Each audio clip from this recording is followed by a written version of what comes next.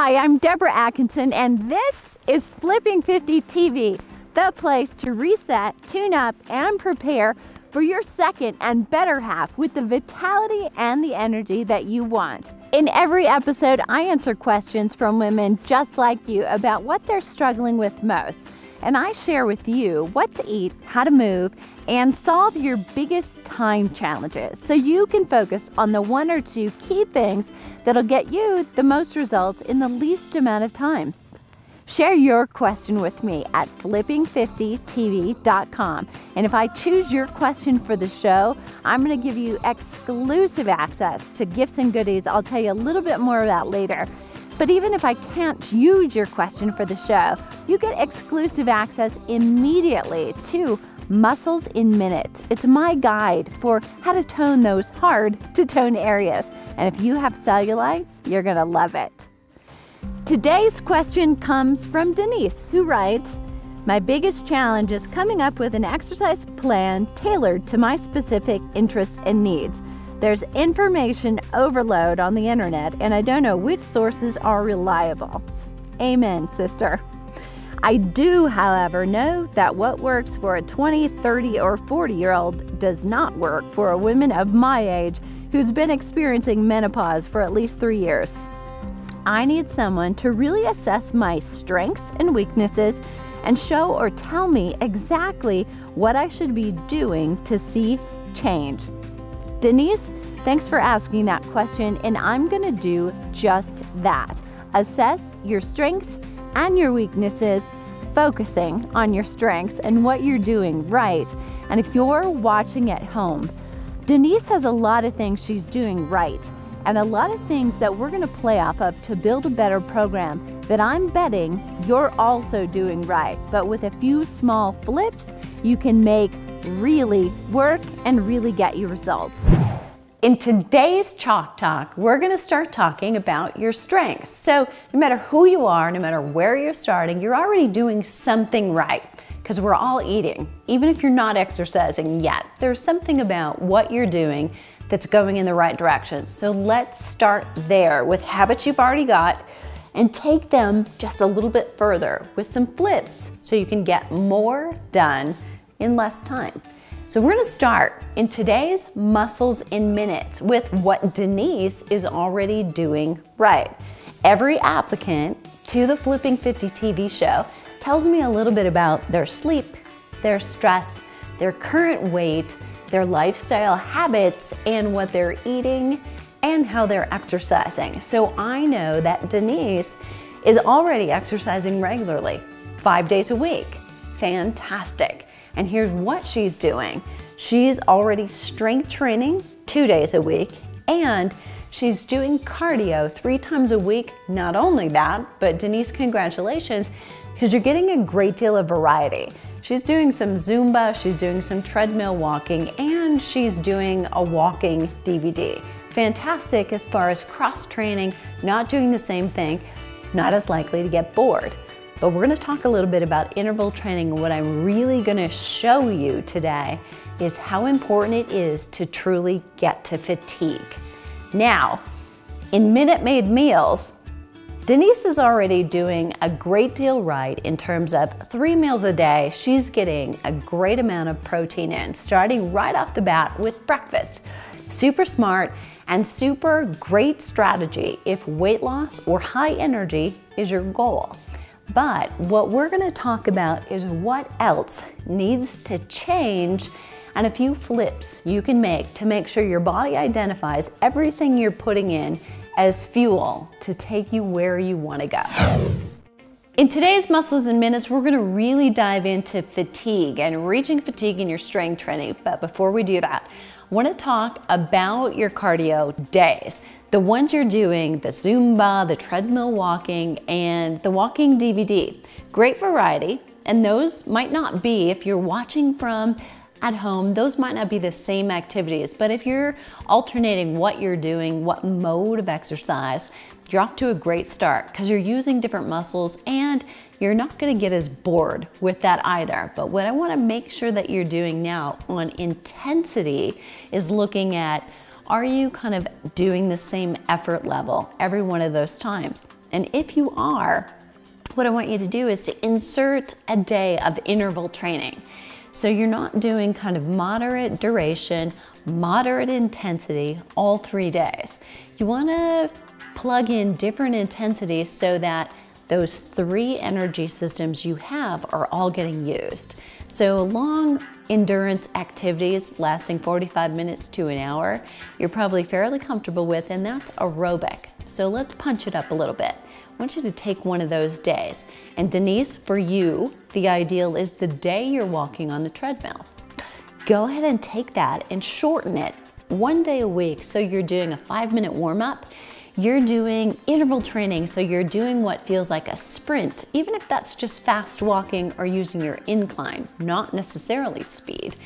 And then do a minute of recovery. So it's a minute hard, a minute easy for 10 or 12 minutes, and then cool down. And that's it. So get off, be done, but what you've done is high intensity interval training with the opportunity to burn more fat because you're doing it, and you're gonna keep your mind engaged much more. And when you give every workout a purpose like that, Denise, and you at home, you're gonna get more results in less exercise time. Now, let's talk strength training. I'm gonna show you what fatigue looks like, and here's why it's important. No matter what you're doing, lighter weights or heavier weights, you have to reach fatigue. No matter if you're using kettlebells, free weights, or you're at a gym using machines, it's important that you reach fatigue, meaning temporary failure. You get to the one you almost can't get up one more time, because that's really pushing your body to the limit.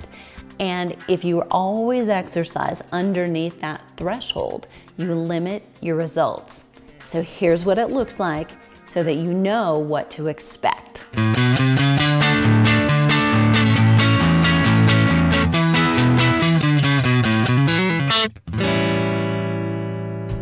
So I have a 30-pound weight here. And this is probably not as much as it would take to really get me to fatigue. So we're gonna pay attention here to how many repetitions it takes. That's 5.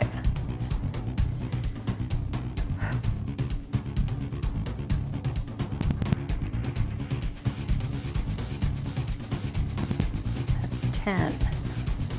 Starting to feel a little heavy.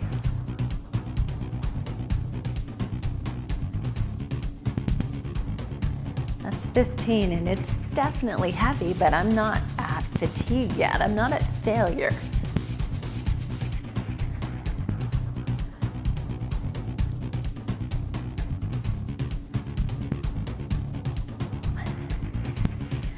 I'm gonna stop talking.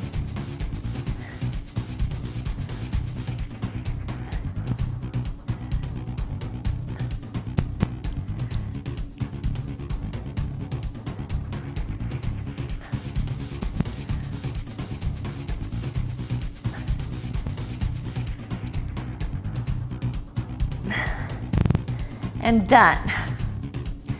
That was total fatigue.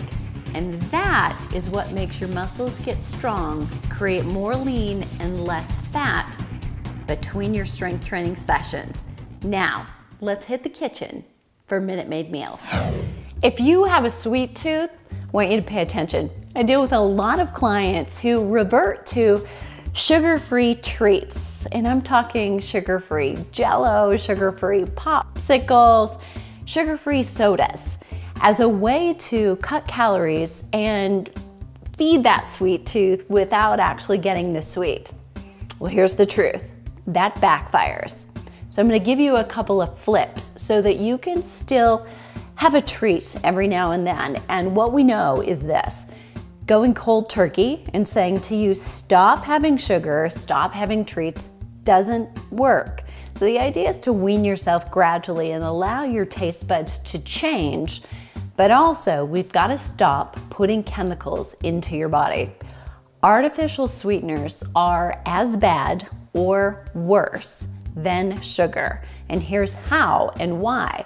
They are 100 to thousands of times sweeter than sugar.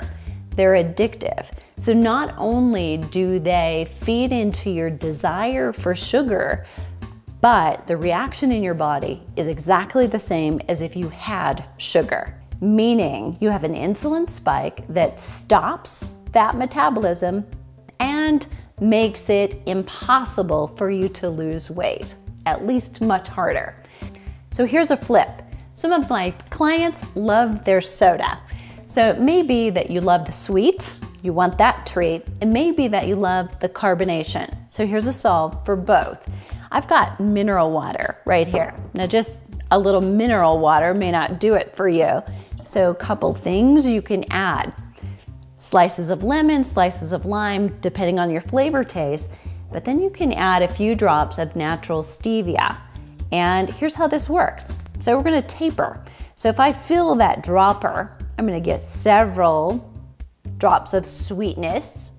And what I wanna do is wean myself. So 1 or 2 drops will do it eventually. So for tapering, even getting off of stevia is something you wanna do. So if you start with, say, 10 drops of stevia in a glass of mineral water right now, taper by 1 drop 1 day till you're down to just 1 or 2. I've got one more flip for you. So if you tend to have that sweet tooth and you're going to things like Denise's, to sugar-free popsicles, sugar-free ice creams, what you want to do is trade those artificially sweetened foods for full-fat, higher protein foods that will kill your cravings instead of feed more craving. So I want you to go right now to flipping50.com/smoothies and get my smoothie bowl and smoothie books and really create chocolatey, creamy treats that truly satisfy you and kill your cravings. The key flip of the day is there really are no shortcuts. Make sure you stay real. So use real food, real fat, real sugar if you have to use sugar at all, and reach real fatigue. Thanks, Denise, for asking, and let me know how it goes. Now I'd love to hear from you. Share your question with me at flipping50tv.com and tell me what you're struggling with most. If I choose your question for the show, I share exclusive access to the After 50 Fitness Formula for Women online course, and you get a copy of You Still Got It, Girl, my book. Plus, you get a set of full-size products from my friends at Anne Marie Skincare, and you're gonna love them. Even if I can't use your question for the show, you get immediate access to Muscles in Minute, my guide for toning hard-to-tone areas. What are you waiting for? Run over to flipping50tv.com right now and send me your question. Let's start Flipping 50 together.